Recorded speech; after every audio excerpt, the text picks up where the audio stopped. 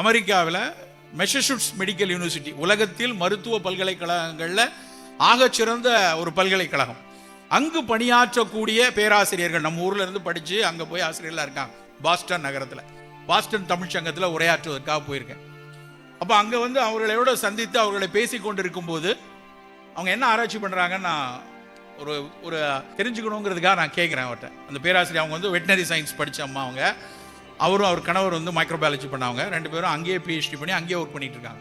நான் அவங்கள்ட்ட கேட்குறேன், என்ன இதில் நீங்கள் ரிசர்ச் பண்ணுறீங்க அப்படின்னு.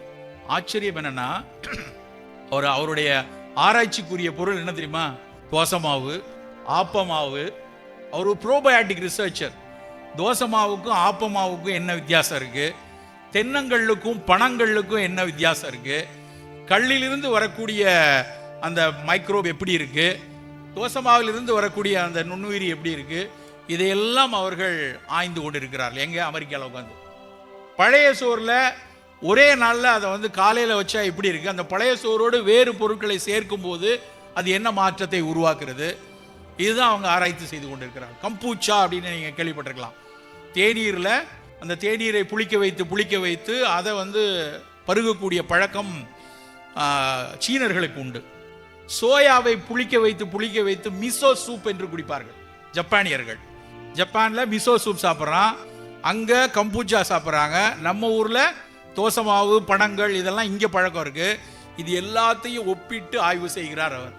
அத்தனை புளிக்க வைக்கப்பட்ட உணவும் உடலுக்கு ஆரோக்கியம் தருது, அதில் இருக்கக்கூடிய மைக்ரோ மிகச்சிறப்பு அப்படின்னு சொல்லி அவருடைய ஆய்வுகள் சென்று கொண்டிருக்கிறது. அதில் எந்த விதமான பாக்டீரியாஸ், எந்த விதமான நுண்ணுயிர்கள் மிகச்சிறப்பாக பணியாற்றுகிறது, அவற்றை தனியாக எடுத்து எப்படி நம்ம பிற உணவுகளோடு சேர்த்து கொடுக்கலாம் என்பதுதான் அவருடைய ஆய்வு. ஆனால் நம்ம ஊர் பழஞ்சோறில் இது இயல்பாகவே நமக்கு கிடைக்கிறது. இந்த புளிக்க வைக்கப்பட்ட உணவுகள் மீதான பார்வை உலகம் முழுக்கவே இருந்திருக்கிறது.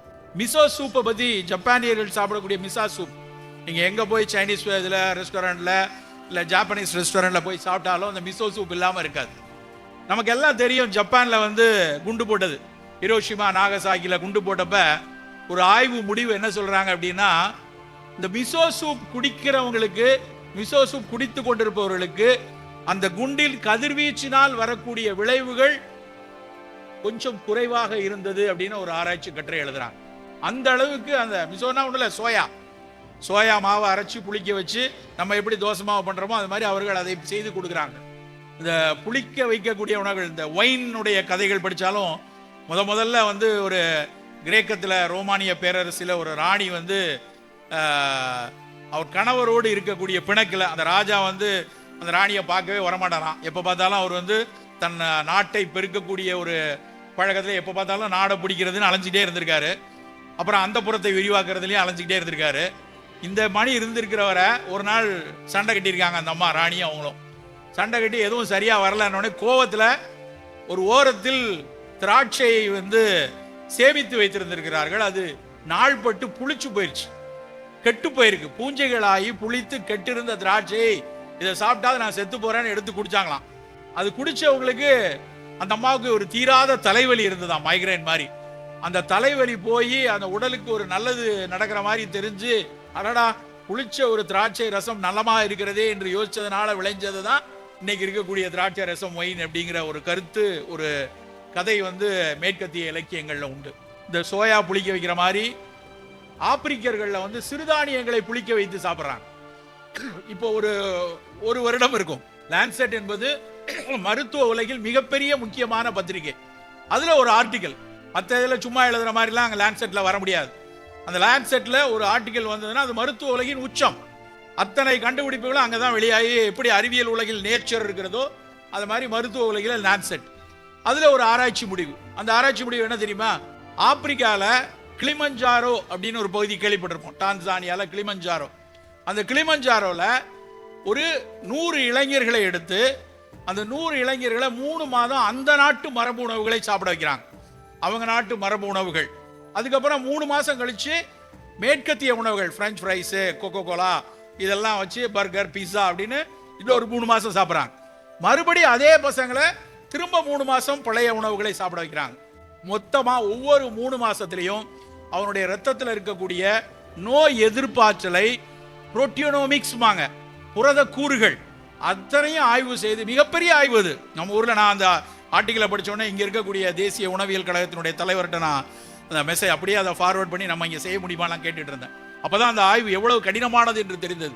புற்றுநோய்க்கு எதிராக நம்ம உடல்ல உருவாக்கக்கூடிய கூறுகளை அழிக்கக்கூடிய சத்துக்கள் எவ்வளவு இருக்கு, பிற நோய்கள் வராமல் நம்மை காப்பாற்றிக் கொள்ளக்கூடிய சத்துக்கள் எவ்வளவு இருக்குன்னு மரபு உணவுகள் சாப்பிடும் போது அந்த 3 மாசம், பாரம்பரிய உணவு இல்லாம மேற்கத்திய உணவு சாப்பிடுற அந்த 3 மாசம், மறுபடி பாரம்பரிய உணவுகள் சாப்பிடும் போது 3 மாசம், மொத்தம் 9 மாதங்கள் அந்த 100 இளைஞர்களும் ஸ்டடி பண்ணி லான்செட்ல பப்ளிஷ் ஆயிருக்கு. என்ன முடிவு தெரியுமா? அந்த பாரம்பரிய உணவுகள் சாப்பிடும் போது அந்த இளைஞர்களின் எதிர்ப்பாற்றல் ஆகச் சிறப்பாக இருந்தது என்பதுதான். உடனே எனக்கு ஒரு ஆர்வம், என்னடா மரபு உணவு சாப்பிட்றாங்க ஆப்பிரிக்கால தெரிந்து கொள்ள என்று பார்த்தால் அவர்கள் ஒரு கஞ்சி சாப்பிட்றாங்க. வேற ஒரு கஞ்சி இல்லை, நம்ம ஊர் கேழ்வரகு கஞ்சி. நண்பர்களே, எடுத்து பார்த்தா அவனும் மில்லட்ல ஒரு கஞ்சி சாப்பிட்ருக்கான். வாழைப்பழத்தை புளிக்க வைத்து சாப்பிட்ருக்கான். அது ஒரு பேரு, உகிலி அப்படின்னு ஒரு பேரு. நீங்கள் இணையத்தில் தேடி பார்க்கலாம். நான் சொல்றது ஒன்றும் கதை கிடையாது. இணையத்தில் தேடி லான்செட் ஆப்பிரிக்கன் டான்சானியன் ஃபுட் ரிசர்ச் போட்டீங்கன்னா கூகுள் ChatGPT உங்களுக்கு மொத்த பேப்பரும் டவுன்லோட் பண்ண முடியும்.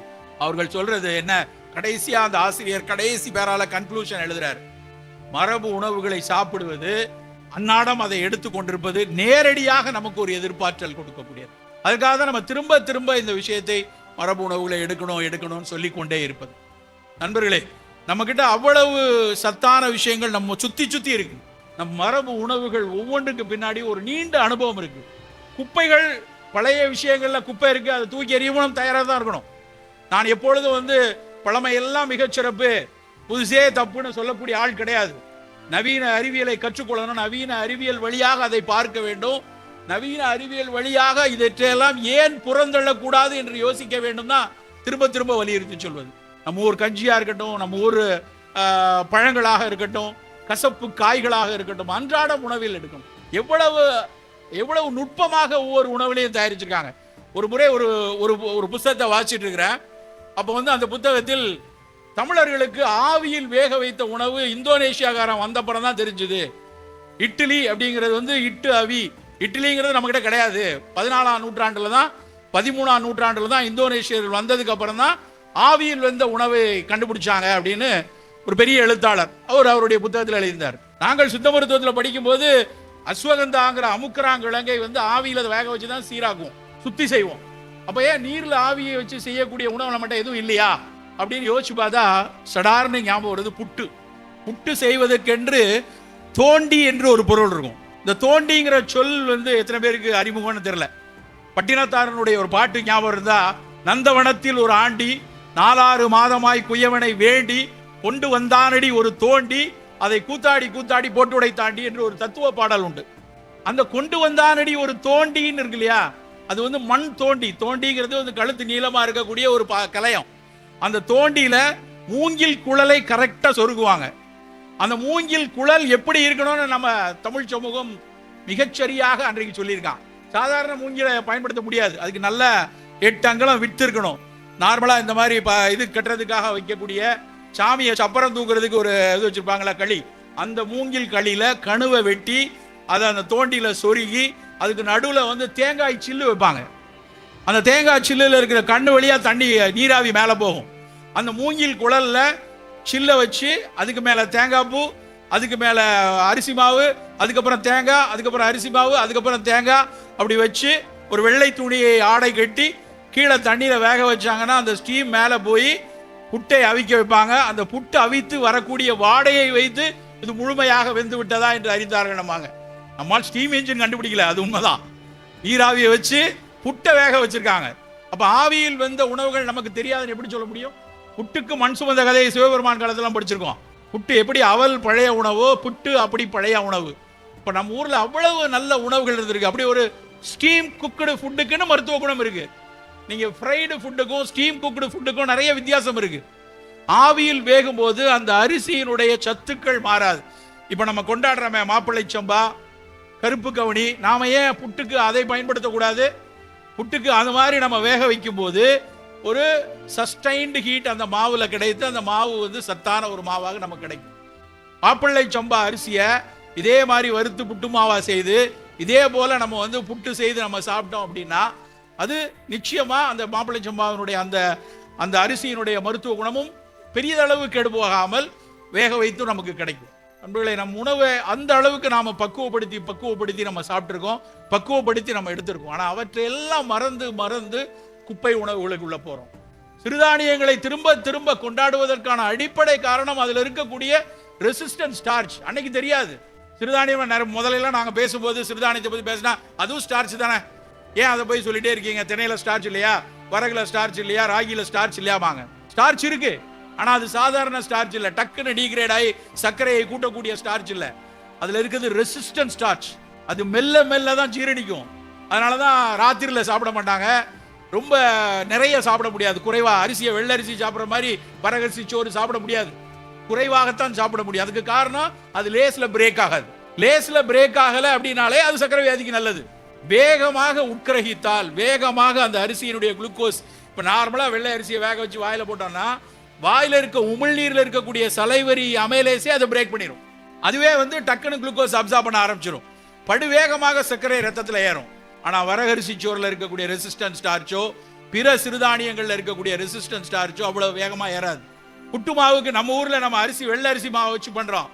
இலங்கையில் ஒடியன் மாவை பயன்படுத்துகிறார்கள். ஒடியன்னா என்ன தெரியுமா? பணமாவு, பனங்கிழங்கு மாவு. பனங்கிழங்கின் மாவை வந்து பனங்கிழங்கை பற்றி அந்த பாடல் வந்துருச்சு ஒரு புறநானூரில், நாராயின்னு ஒரு பாட்டு இருக்கு. வறுமையில் சாப்பிடக்கூடிய ஒரு உணவாக அந்த பனங்கிழங்க அந்த காலத்தில் அப்படி சாப்பிட்டுருக்காங்க. இன்றைக்கு ஒடியனை உற்று பார்க்கக்கூடிய மருத்துவ உலகம் இருக்கிறதுலே அதிக ரெசிஸ்டன்ட் ஸ்டார்ச் அதில் தான் இருக்கு அப்படின்னு கண்டுபிடிச்சிருக்காங்க. நீங்களாம் 2 நாளைக்கு முன்னாடி தொலைக்காட்சியில், நிறைய தொலைக்காட்சியில் வந்தது, மத்திய அரசாங்கத்தினுடைய ஒரு நேஷனல் இன்ஸ்டிடியூட் ஆஃப் டிரான்ஸ்டிசிப்ளினரி ரிசர்ச்னு திருவனந்தபுரத்தில் இருக்கு. அதனுடைய டைரக்டர், அதனுடைய மிகப்பெரிய விஞ்ஞானி, அவர் வந்து ஒரு அரிசியை அறிமுகப்படுத்தி இருக்கிறார். டாடா நிறுவனம் அதை வந்து சந்தைப்படுத்துவதற்காக மத்திய அரசிடமிருந்து அதனுடைய லைசன்ஸ் உரிமையை வாங்கியிருக்கு. நிறைய பேர் எனக்கு கேட்டாங்க, சார் சர்க்கரை வியாதியே வராதாமே அந்த அரிசிக்கு டிசைனர் ரைஸ் அப்படின்னு, லோ ஜிஐ டிசைனர் ரைஸ் அப்படின்னு வச்சிருக்காங்க. எப்படி சார்னா அதனுடைய நுட்பம் என்னென்றால் அதில் அவங்க கொஞ்சம் கூடுதல் புரதம், இந்த ரெசிஸ்டன்ட் ஸ்டார்ச் சேர்த்து அந்த ரைஸ் கர்னலை கொண்டு வந்திருக்காங்க. அதில் ஒரு பேட்டன்ட் இதாக மத்திய அரசினுடைய அந்த நேஷனல் இன்ஸ்டிடியூட் ஆஃப் டிரான்ஸ்டிசிப்ளினரி ரிசர்ச் வந்து அதை செய்து டாடா நிறுவனம் இது சர்க்கரை வியாதிகாரர்களுக்கு சந்தைப்படுத்தலாம் என்று ஆரம்பித்திருக்கிறார்கள். அதுக்கான பின்னணியும் அது ரெசிஸ்டன்ட் ஸ்டார்ச் தான். அப்போ நம்ம என்ன யோசிக்கணும்? நம்ம உணவு தினம் தினம் சாப்பிடக்கூடிய உணவுல வேகமாக ரத்தத்தில் சர்க்கரை சேர்க்காத உணவுகள் என்னன்னு தேடினா அங்கேயும் நம்ம மரபு உணவுகள் நமக்கான விடையோடு இருக்கு. ஏன் தினம் நம்ம வந்து பொங்கலை பச்சரிசியில் செய்யணும், புழுங்கல் அரிசியில் செய்யக்கூடாதா? புழுங்கல் அரிசி பச்சரிசியை விட புழுங்கல் அரிசி கொஞ்சம் கிளைசிமிக் இண்டெக்ஸ் குறையும். அந்த புழுக்கம் கிடைச்சி அந்த அரிசி நெல்லோடு சேர்ந்து வேகும் போது கொஞ்சம் அதனோட அமைலோ பெக்டின் அப்படிம்பாங்க. அமைலோஸ்ங்கிறது குளுக்கோஸில் இருக்கிற சர்க்கரை. அது அமைலோ பெக்டின் காம்ப்ளெக்ஸ் கூடுச்சுன்னா கொஞ்சம் மெதுவாக சர்க்கரை கொடுக்கும். புழுங்கல் அரிசி பெட்டர் பச்சரிசியை விட. அதை விட பெட்டர் சிறுதானியத்தில் பொங்கல் சாப்பிட்றது. அதே சுவைதான் இருக்க போகுது, அதே சூடா அதே சுவையில் கூடுதலாக ரெசிஸ்டன்ட் ஸ்டார்ச் கிடைக்குது, கொஞ்சம் துளி புரதம் கூட கிடைக்குது, அந்த லைகோபின் என்கிற அந்த ஃபினாலிக் காம்பவுண்ட்ஸ் கூட கிடைக்குது, கூட இருக்கக்கூடிய அதில் இருக்கக்கூடிய மைக்ரோ நியூட்ரியன் மற்ற அரிசியில் இருக்கிறத விட கொஞ்சம் கூடுதலாக மைக்ரோ நியூட்ரியன் கிடைக்குது. நம்ம அதுக்காக இதை சாப்பிட்ட உடனே அந்த நோய் பேர் இந்த நோய் பேரும் சொல்லலை. பட் தினம் தினம் நம்ம எடுக்கக்கூடிய உணவுகளில் இப்படியான சத்துக்களை தேடி தேடி எடுக்க வேண்டிய கட்டாயத்தில் இருக்கிறோம் நண்பர்களே. பழைய தமிழர் உணவை திரும்பவும் வலியுறுத்தி சொல்வதற்கான காரணம், பழந்தமிழரில் புட்டு அவிக்கும் போது புட்டுக்கு அவன் பேட்டன்ட் வைக்கல, அவல் செய்யறதுக்கு அவன் காப்புரிமை வச்சு அதை சந்தைப்படுத்த வேண்டும் என்பதற்காக அன்றைக்கு உருவாக்கல. அன்றைக்கு உருவாக்குனது எல்லாம் இது நலம் பயக்கும், இது மக்களுக்கு நல்லா இருக்கும், கொஞ்சம் சேமித்து வைத்துக் கொள்ளலாம், வறுமையை போக்கும், பசியுள்ள காலத்தில் எனக்கானது, அப்படித்தான் அன்றைய உழவும் அன்றைய உழவில் இருந்து வந்த பொருட்களும் இருந்துச்சு. ஆனால் இன்றைக்கு அப்படி இல்லை. இன்றைக்கு எல்லாவற்றிற்கு பின்னாடியும் காப்புரிமைகளும் வணிக சித்தாந்தங்களும் ஒட்டி கொண்டு இருக்கிறது. அப்போ அவற்றை கொஞ்சம் எச்சரிக்கையோடு அணுக வேண்டிய கட்டாயத்தில் தான் இருக்கும். அதனால்தான் மீண்டும் மீண்டும் வலியுறுத்தி சொல்வது, பழைய உணவுகளை சற்று உற்று பார்க்கணும். அதில் ஏதேனும் நம்ம மருத்துவத்துக்கு நலமாக இருக்கக்கூடிய விஷயத்தை தினசரி பழக்கமாக வச்சுக்கொள்ளும். தினம் இதை எடுக்கும் போது தான் அந்த சர்க்கரை, ரத்த கொதிப்பு, புற்றுநோய்களினுடைய தாக்கத்தை நம்ம குறைக்க முடியும். எல்லா நோய்களும் நம்மை துரத்தக்கூடிய அந்த தொற்றாத வாழ்வியல் நோய்களையும் நாம் நிறுத்த கட்டுப்பாடில் வைப்பதற்கான முதல் மெனக்கெடல் இருக்க வேண்டிய இடம் உணவு. அந்த உணவை முதலில் நம் பழந்தமிழர் உணவில் தேடுவோம். சில நேரத்தில் அது கிடைக்காம போகலாம், இந்த சத்து அதில் இல்லை, பழைய உணவுகளில் இல்லை, அப்போ புதுமையாக இன்றைக்கு நவீன அறிவியல் சொல்லக்கூடிய விஷயத்தில் பாதுகாப்பான விஷயத்தை எடுத்துக்கொள்ளும். ஒமேகா 3 ஒமேகா 6 இன்னைக்கு ரொம்ப முக்கியமானதாக உலகம் முழுக்க வலியுறுத்தப்படுது. அதான சால்மன் ஃபிஷ்ஷில் தான் நிறைய இருக்குது, இல்லைன்னா ஃப்ளாக்ஸ் சீடில் கொஞ்சம் இருக்குது, சில வகையான ஆல்கேஸில் இருக்குன்னு கண்டுபிடிச்சிருக்காங்க. இது நம்ம அன்னாடம் சாப்பிடக்கூடிய புளிக்குழம்புலையோ சாம்பார்லையோ ரசத்துலையோ இல்லை, நம்ம ஊர் மீன்களில் இல்லை. ஆனால் அந்த ஒமேகா 3 அமிலங்கள் சாப்பிடுவது அந்த கெட்ட கொழுப்பு போய் குருதியினுடைய நாளங்களில் போய் படிகிறத குறைக்குதுன்னு கண்டுபிடிக்கிறான். அப்போ சால்மன் ஃபிஷ் கிடைச்சா அதை வாங்கி சாப்பிட்றதோ இல்லைன்னா அதனோட ஃபிஷ் ஆயில் எடுத்துக்கொள்றதோ தப்பு இல்லை. ஆனால் அதை விட்டு எல்லா உணவுகளையும் நவீன உணவுகளுக்கு பின்னாடி நம்ம போகிற ஒரு பழக்கத்தை நாம் மாற்ற வேண்டும்.